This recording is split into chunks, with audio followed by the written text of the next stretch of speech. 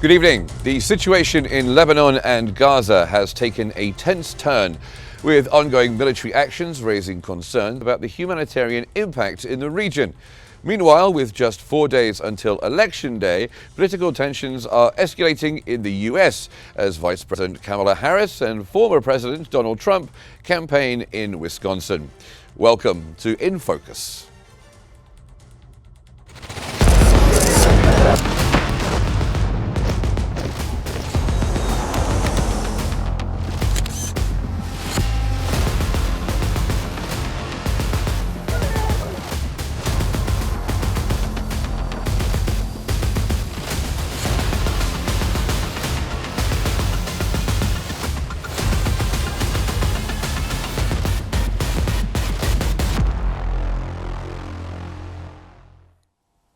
So to our first topic this evening, the optimistic news about a potential ceasefire agreement in Lebanon and the Gaza Strip did not last more than 24 hours. As Netanyahu's statement indicated, he believes all the current bloodshed is insufficient. He clearly stated that more fighting is needed for Israel to secure more favorable terms in the agreements. Meanwhile, Israel has pounded Beirut and southern Lebanon with airstrikes, with reports stating that Israel has destroyed a quarter of the buildings in southern Lebanon.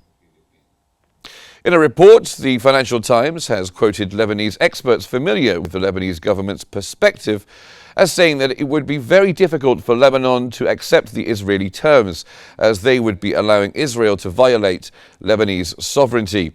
The sources have also emphasized that Israel can't assert control over southern Lebanon and the Lebanese airspace. The paper also said that the leaked Israeli-US plan for a ceasefire agreement, which would include the withdrawal of Hezbollah forces and Israeli troops from southern Lebanon, was seen as a way to undermine the ceasefire talks, or at least delay their conclusion until after the US election next week.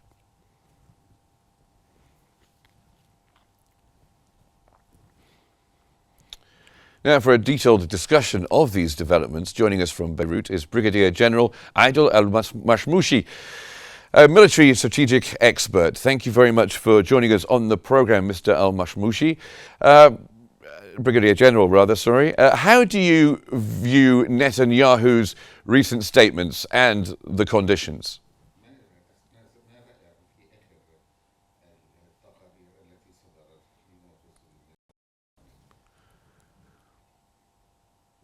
تحياتي لك وللمشاهدين. Congratulations and wishful welcome greetings to you. بالواقع رغم كل موجة التفاؤل التي أثيرت خلال 24 There was very careful optimism of late on the ground.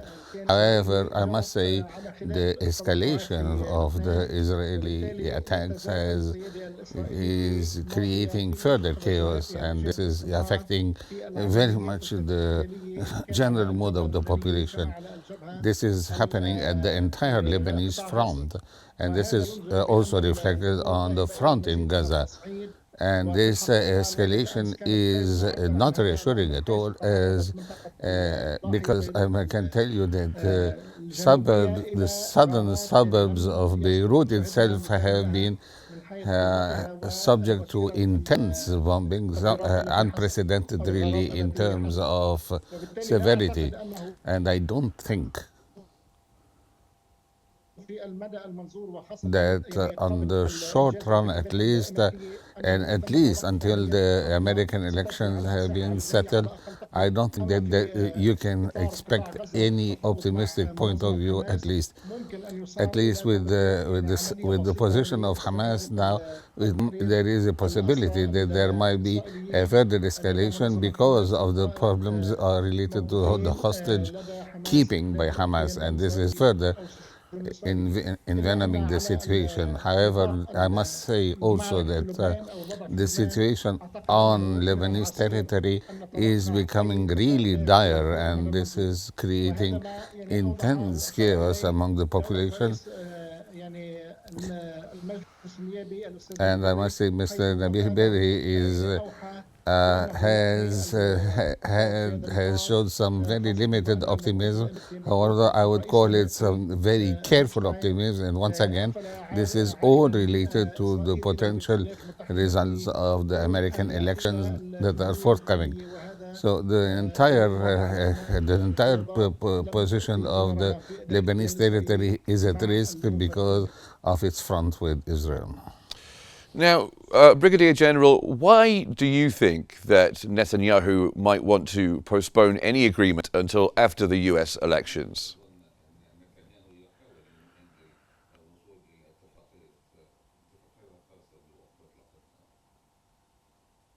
في الواقع يعني التوجهات اللي I must رئيس say الوزراء that الإسرائيلي تختلف obviously كليا عن the التوجهات intentions of الإدارة the Israeli الأمريكية. Prime Minister يعني are الإدارة is الأمريكية very بالتحديد divergent now لديها from the position of the United States. نظرة مختلفة إلى I لبنان، must وهي say تسعى إلى تحديد لبنان المزيد in من the الأمن current والقرار في position, the الوقت الذي يسعى رئيس American الكيان administration الإسرائيلي seems إلى to want المزيد to من الدمار maintain the status طول quo, and ما unfortunately, تم this شروطه. is reflecting كما أنه itself يسعى with إلى intense ربط الدولة chaos and اللبنانية intense destruction on Lebanese بالسلاح بينه territory, and this وبين is الجمهورية really الإيرانية. affecting the وكل situation on ذلك the يؤكد ground. بأن الأمور سائرة And إلى this مزيد من is التصعيد. وكذلك indicating في that الجهة further المقابلة ربما escalation إيران is تكون very likely كذلك to happen. يعني لا ترغب في And إنهاء I هذه must say الجبهة. that it's not my أما only أعود position, it's وأكرر the أن position of السلطات everyone. الإسرائيلية And لقد actually, أقرت أكثر the من مرة Lebanese وعبرت authorities بشكل واضح have أنها expressed جاهزة لوضع their القرار 701 موضع full التنفيذ، ولا يحول دون full ذلك إلا conformity قبول with الطرف resolution number الكيان 1701, الإسرائيلي but it seems بهذا that there الحل is الذي a very يعتبره strong resistance يعني from the Israeli side on يراعي abiding مصلحة by كل this الأشقاء، resolution. كونه يعني And يدفع I must بمقتضي say حزب الله إلى that this التراجع is إلى a خلف call, of course, for مجرى النهضة all the اللبناني، warriors. I mean, وبالتالي even وفق people from العمليات Hamas themselves, الحربية، that وهذا they إطار should جيد abide by ممكن this. البناء I عليه. believe that إلا this أن is a يبدو resolution أن that would be التوجهات the cornerstone for والأهداف الراغبة eventually a لدى long-term الإسرائيلي agreement. تتوقف Unfortunately, يعني أو that given هي the أبعد stern مما position of the يعني Israeli يقتضي القرار authorities, 1701 من this مضامين resolution العنف number الإلكتروني التقني 1701 والعسكري، should be the وربما winning الحلول على card that we should المستوى really put down on the negotiating table. And when it comes to the US elections, do you think that Netanyahu is hoping that Trump will win on Tuesday? Or and how do you think things might differ if Harris wins?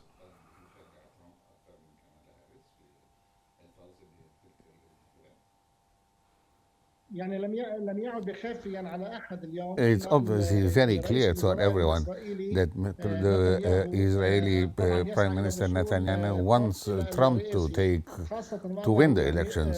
أفشي أكثر من This مرة is أن this ترامب is no قد secret يعني for him, يطلق and he said it سراح many يده times, بأن يفعل ما even يشاء على كل in الجبهات سواء open الجبهة fora, اللبنانية أو that he الفلسطينية، believes that وكيف Trump يريد would حرب support دائرة على امتداد الشرق The الأوسط. Israeli policies, whether ويعني in هذا Lebanon, in يبدو ما Gaza, or ينتظره elsewhere. رئيس الوزراء So الإسرائيلي I believe that ليستمر أو ربما the يجازف Israeli Prime عملية Minister الحرب ويصعبها will certainly try to على مستوى maintain the منطقة الشرق pressure for الأوسط. the time وفي being, هذا at least الإطار until يعني يبدو ما the شُهد elections ضمن would الدفاع settle بأن down on إسرائيل لن on a تكتفي clear بالحرب winner. التي يعني And أقدمت عليها تجاه and الأراضي الإيرانية، Israel ربما is ترغب في also seizing the المزيد opportunity من to attack الضربات، Iran as وهذا well. And this is يعني سُرب officially إلى claimed as a retaliation, but in fact it is an open war.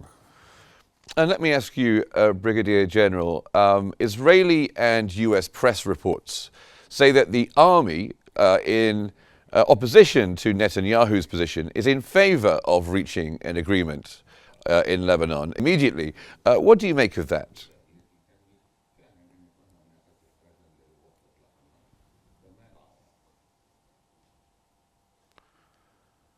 يعني يبدو أن الكيان الإسرائيلي في الواقع يسعى إلى يعني فرض إملاءاته وشروطه It's obvious that the Israelis are stern in their negotiations. They are trying to impose their rules and to compel the parties to abide by their own rules, their own conditions, and their own terms.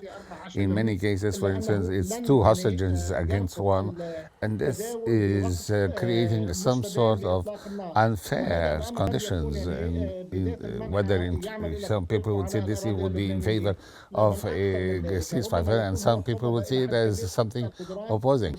And this is, of course, trying to curtail the capacity of Hamas to be able to launch further attacks. And of course, this is not true, because Hamas is trying its best to attack as much as possible and to create as much damage as possible. And this is it is difficult, really, to say that you can convince a party like Hezbollah to surrender, for instance, to Lebanese authorities or to the Lebanese army. This is a situation that will be very difficult to achieve, and given the current terms, and consequently, a ceasefire would be a very difficult truce to attain. And I believe that, unfortunately, that many of the victims remain the civilians, with 99% actually among civilians, because the Israeli attacks are targeting civilian population, civilian building, industrial complexes and entities, and I can say that military targets are very little, and this is really further envenoming the situation on Lebanese territory. So I must say also that the Israeli army is trying to invade every possible village on Lebanese territory to increase its superiority, especially south of the Litani River.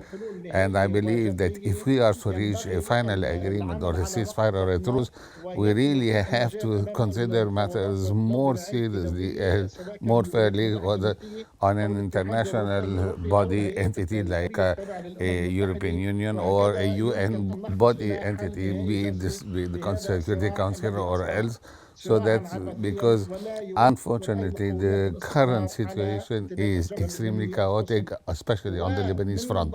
And from a larger point of view, I must say that the Palestinian crisis is becoming an issue that is increasing in complexity. And I believe this is actually envenoming the entire Middle East region. And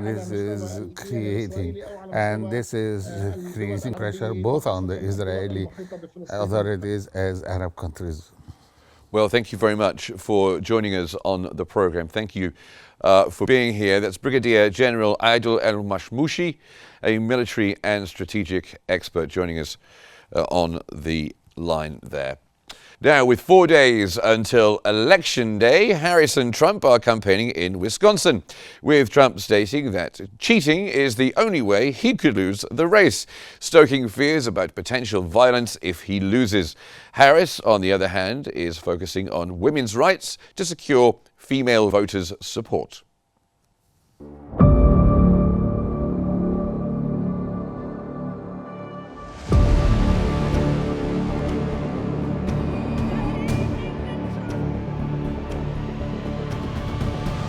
We will build what I call an opportunity economy. We will make America great. We're ready to fight for it. As one people, we are moving forward. We will make America safe again.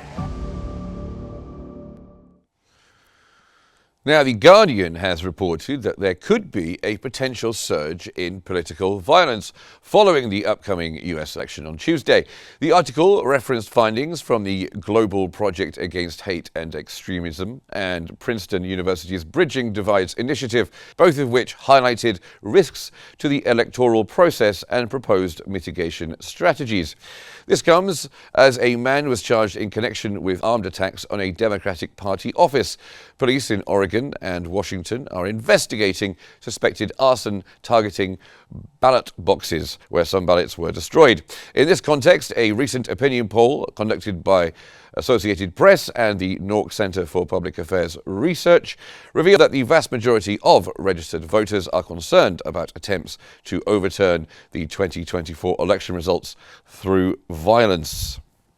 Now we are going to be joined by two excellent guests. It's Dr. Frank Musma, an international relations professor, and Leif Larson, a member of the Republican Party. Thank you very much to you both for being here. We'll start with you, Dr. Musma.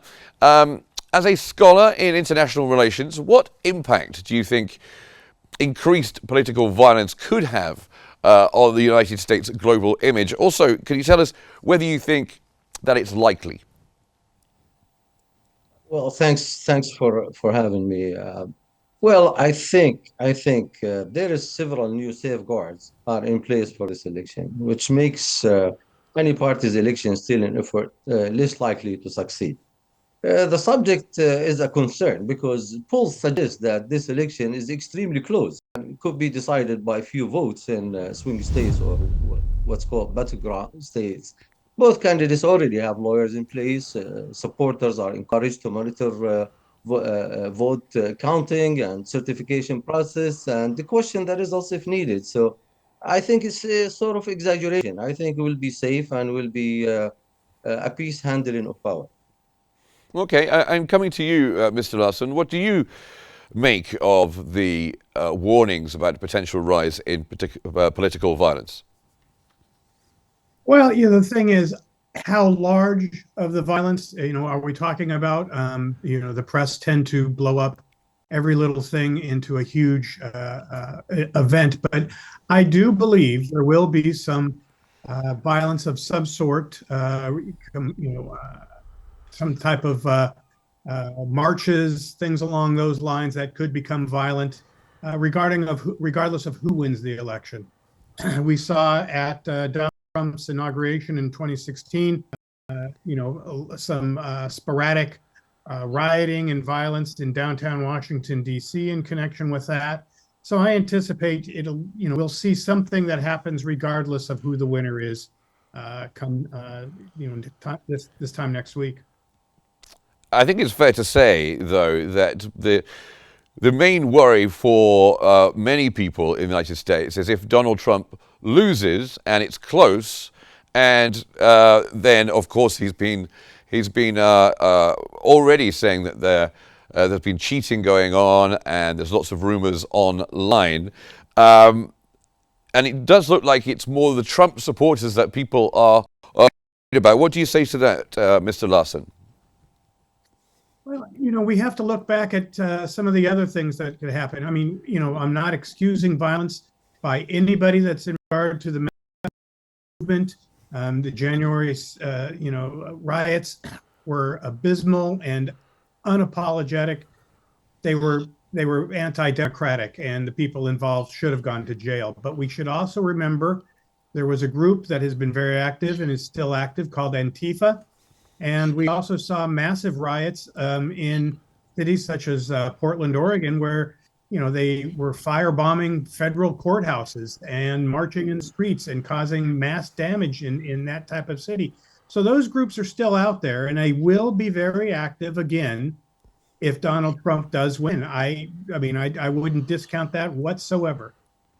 And Dr. Musma, we've had reports of an uptick in violent rhetoric on social media platforms like Telegram. Do you think that social media companies bear responsibility and need to be monitoring and having some kind of control over this? Well, I don't believe in control to a point that will affect the First Amendment. So basically, most democratic platforms been trying to expand to a point that people in America cannot express their opinion. So the idea of controlling anything against the law, it's okay. But to control in general, even people's opinion and people's right to criticize how is the performance of the governments, beside the point, being Republicans or Democrats. No, that will be violating the First Amendment, which is actually, it's reaching that level. So controlling the contents, not to be against the law, is a big yes. But to expand that to reach the point of affecting people's right of expressing their opinion and expressing sort of critical criticism on process and on performance of a government, I think that's fair and it should be and should stay in place. Okay, and Mr. Larson, there are some groups that are pushing for what they call poll watchers. Some fear this could lead to voter intimidation. Is that a legitimate concern, do you think? You know, I do think it is legitimate concern, and we've seen some issues uprising in the early voting aspects of these. I mean, everybody knows, most Americans do know, that when you go into the ballot areas, the voting precincts, that you're not allowed to wear any type of campaign paraphernalia or anything, or hand out any type of things along those lines. And the Trump MAGA people have been very pushy about going in with baseball caps that say, "Make America great again," and refusing to take those off.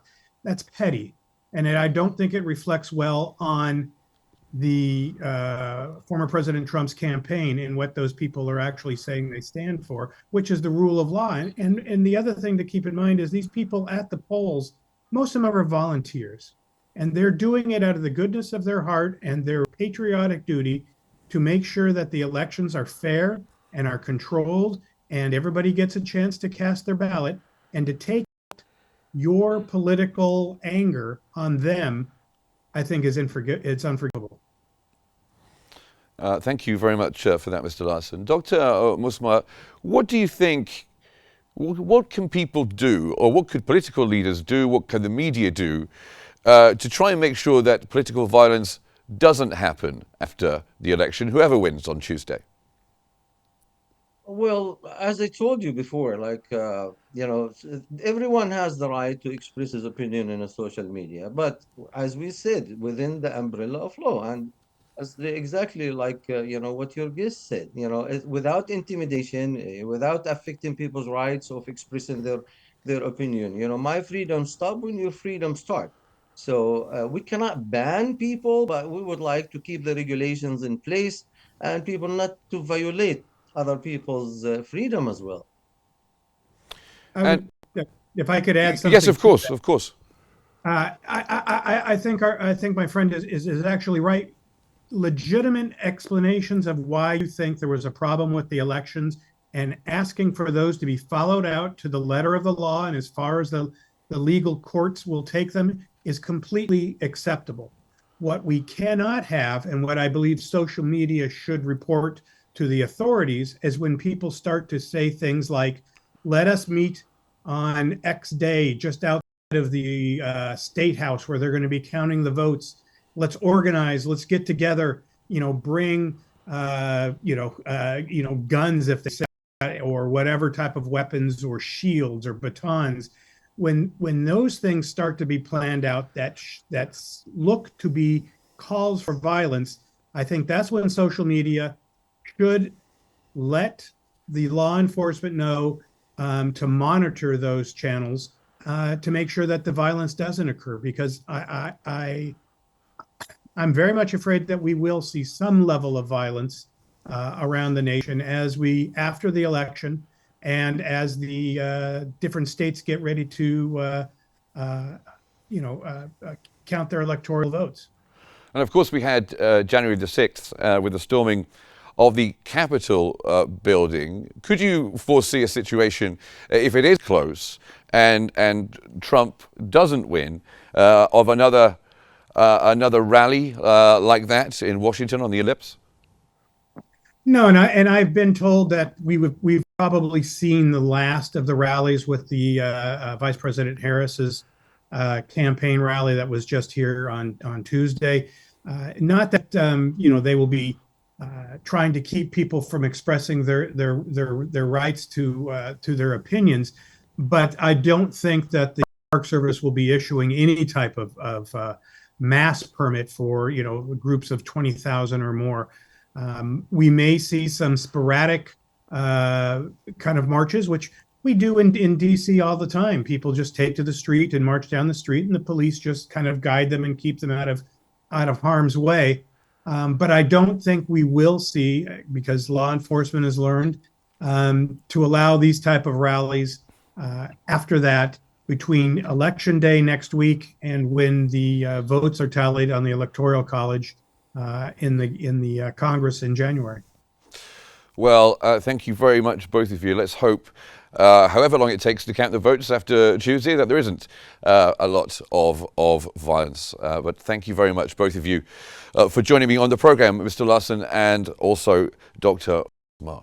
That brings us to the end of today's episode of In Focus. Thanks for watching.